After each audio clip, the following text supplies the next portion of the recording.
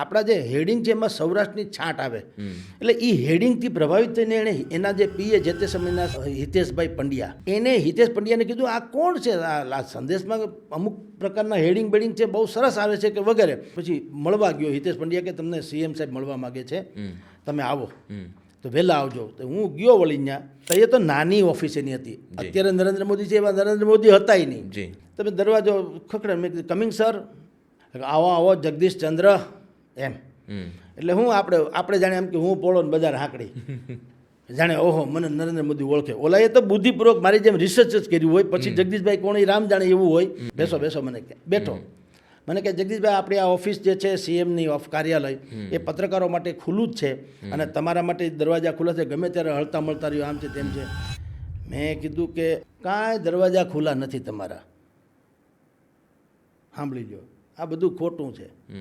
હું સંદેશમાં છું એટલે દરવાજા ખુલ્લા છે.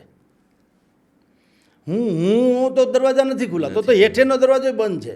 સાચી વાત છે. આ તો કાર્ડ છે એટલે ફાંકા ફોદારી છે. અને ત્યારે મેં જે બે ભવિષ્યવાણી નરેન્દ્ર મોદી વિશે એના મોઢે જે વાત કીધેલી, આજે તો સાક્ષાત થઈ ગઈ, પણ મેં એને કીધું કે સાંભળજો સાહેબ, સંબંધ એને કહેવાય કે મને સંદેશવાળા કાઢી મૂકે અથવા તો આખી અખબારી આલમ કાઢી મૂકે, આ વ્યવસાયમાં હું રમ જ નહીં, અને હું ડુંગળી વેચતો હોઉં કોક ઉકરડા ઉપર બેહીને કે ફૂટપાથ ઉપર બેહીને, અને તમારો રસાલો નીકળે અને તમે સીએમ નહીં પીએમ હો, તમે મને જોઈ જાઓ કે છે તો પેલો જગદીશ લાગે, ભલે તમે મોટા માણસ છો એટલે તમે ઊભા ન રહ્યો ને કંઈ મને બેહાડી ન દો, પણ કાચ ખોલીને ખેલું કે જગદીશ, હું એમ કહું કે હા સાહેબ, કે પછી આપણે મળીએ છીએ દિલ્હી વગેરેમાં ગમે ત્યારે, આટલું બી કરો ને એને સંબંધ કહેવાય.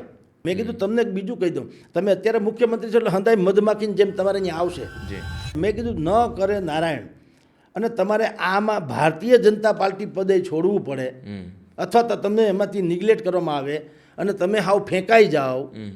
અને હું અત્યારે સંદેશમાં જો કાલ ઉઠીને કોઈ મોટા ટાઈમ્સ ઓફ ઇન્ડિયા જેવા છાપામાં હું તંત્રી માની લો બની જાઉં ઇન કેસ, પણ તોય હું તમને એમ કહું નરેન્દ્રભાઈ મારે લાયક કાંઈ સેવા હોય તો કહેજો, કારણ કે તમારામાં મેઘાવી પ્રતિભા છે, મને ખબર છે ને આપણા સંબંધ છે. આને મેં કહું સંબંધ કહેવાય.